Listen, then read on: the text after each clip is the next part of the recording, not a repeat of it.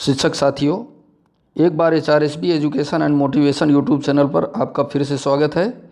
जैसा कि मॉड्यूल 9 प्रश्नोत्तरी एवं गतिविधि सहित गणित का शिक्षण शास्त्र निष्ठा प्रशिक्षण कार्यक्रम के द्वारा 8वां कोर्स सभी राज्यों के लिए संचालित किया जा रहा है।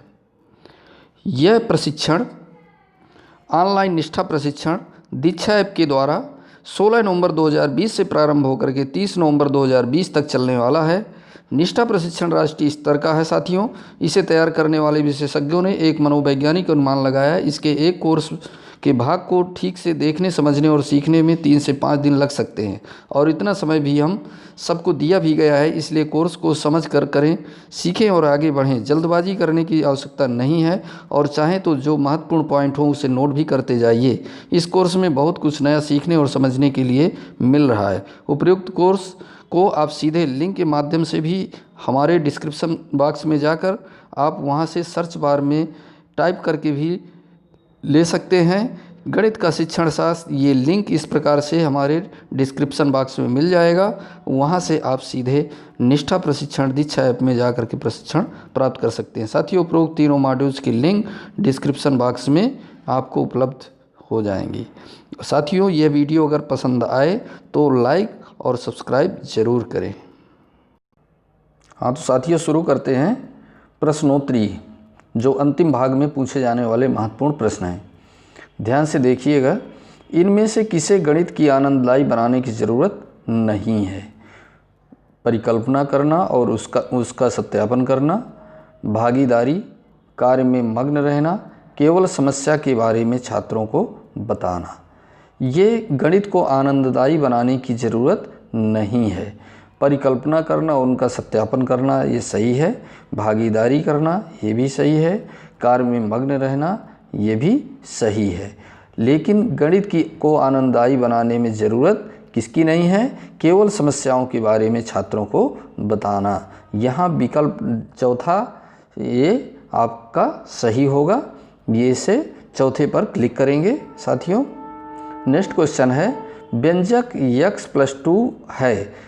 किसी ज्ञात और अज्ञात संख्या के बीच का संबंध 2x x²। सिर्फ 2 प्रतीकों की नियुक्ति। तो यहाँ पर चर और अचर x+2 किसी ज्ञात और अज्ञात संख्या के बीच का संबंध, ये आपका सही होगा।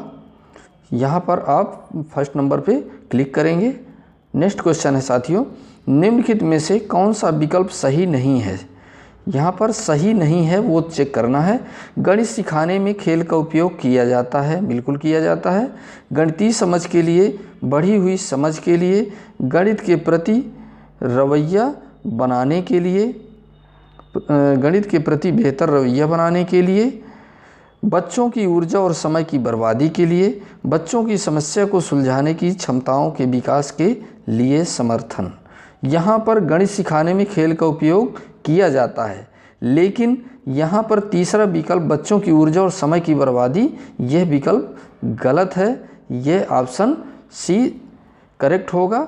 इस पर क्लिक कर देंगे। साथियों, अगला क्वेश्चन है, संदर्भों पर विचार करें। एक संदर्भ दिया गया है। एक पेड़ के नीचे खड़ा एक आदमी अपने बाईं ओर 15 मीटर चलता है। तो साथियों, यह कॉन्सेप्ट आपको गणित की अवधारणा में समझ में आ रहा होगा कि दाएं और बाएं की बात जहां की जाती है तो लाइन, चर, अंश, पूर्णांक, तो दाएं साइड जाने पे हमारा धनात्मक होता है और बाएं साइड आने पे ऋणात्मक होता है। तो यहाँ पर मूल बिंदु से तो हमें ये पूर्णांक चौथा ऑप्शन करेक्ट होगा। ये देखते हैं, ये चौथा ऑप्शन पे आप क्लिक करिए। नेक्स्ट क्वेश्चन साथियों, इनमें से कौन सा बयान सही नहीं है? गणित की पढ़ाई करते समय बच्चे सीखते हैं सिद्धांत तैयार करना, विचारों को सामान्यीकृत करना, तर्क के आधार पर बयान साबित करना, गणितीय बयानों को याद करना। तो साथियों, इसमें से सिद्धांत तैयार करना ये बिल्कुल सही है। विचारों को सामान्यीकृत करना ये भी सही है। तर्क के आधार पर बयान साबित करना, यह भी सही है। यहाँ पर गणितीय बयानों को याद करना, यह ऑप्शन का जो है आपका गलत है, यह बयान सही नहीं है। गणित के बयानों को याद नहीं किया जा सकता है, समझा जा सकता है मित्रों। तो यहाँ पर चौथा ऑप्शन पे आप क्लिक करिए। नेक्स्ट क्वेश्चन है, गणित कक्षा में बच्चों को गणितीय अवधारणाओं के बारे में उनके विचारों को पेश कर और चर्चा करना चाहिए। शिक्षक द्वारा दी गई समस्याओं के समाधान को लिखना चाहिए और चुप रहना चाहिए। अध्याय के अभ्यास से सवालों के अलावा कुछ और नहीं पढ़ना चाहिए। शिक्षक को कोई सुझाव नहीं देना चाहिए। तो साथियों, इसमें गणित कक्षा में बच्चों को गणितीय अवधारणा के बारे में उनके विचारों को पेश कर और चर्चा करना चाहिए, यह कॉन्सेप्ट सही है। ताकि शिक्षक द्वारा दी गई समस्याओं के समाधान को लिखना चाहिए और चुप रहना चाहिए, ये कॉन्सेप्ट गलत है।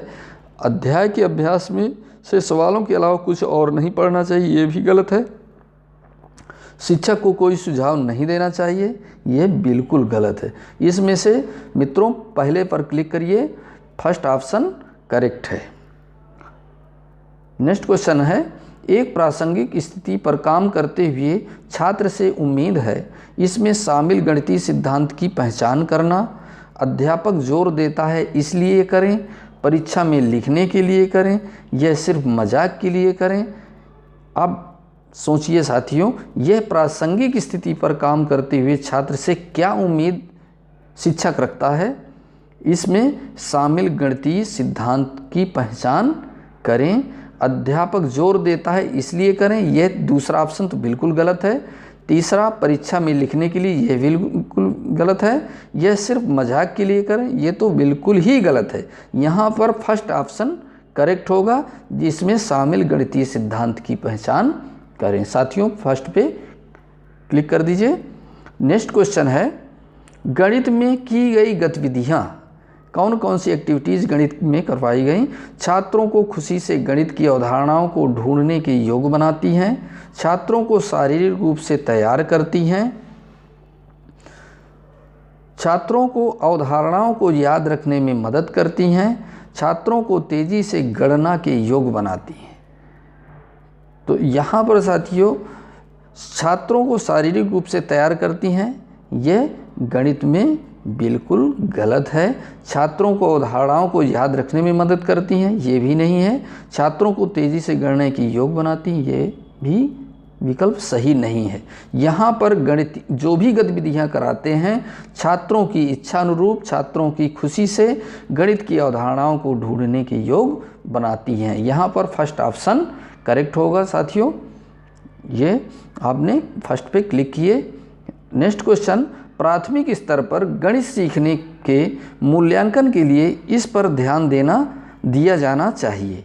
बच्चे क्यों सीखते हैं, बच्चे क्या सीखते हैं, बच्चे कितना गणित याद कर सकते हैं, बच्चे कैसे सीखते हैं। यहाँ पर बच्चे कैसे सीखते हैं ये हमें कॉन्सेप्ट चौथा क्लिक कर दीजिए। गणित यह विकसित करने में मदद नहीं करता है। शारीरिक शक्ति, तार्किक विचार, कल्पना शक्ति, अमूर्त सोच।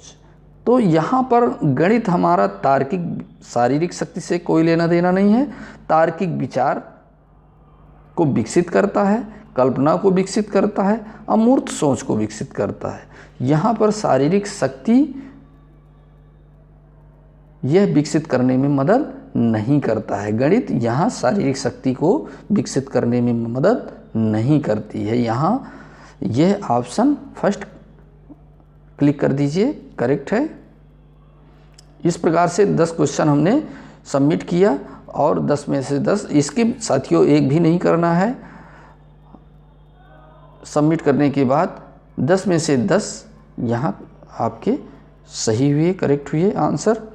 और साथियों बहुत ज़्यादा कठिन नहीं था, बहुत ही आसान सवाल पूछे गए थे। और यदि यह वीडियो आपको पसंद आया हो तो साथियों वीडियो के अंत में लाइक करें। यदि आप पहली बार हमारे वीडियो से जुड़े हुए हैं तो प्लीज़ सब्सक्राइब कर लें और अपने साथियों को और शिक्षक साथियों को इस वीडियो को शेयर करें और हमारे कमेंट बॉक्स में जा कर के सुझाव ज़रूर दें। धन्यवाद।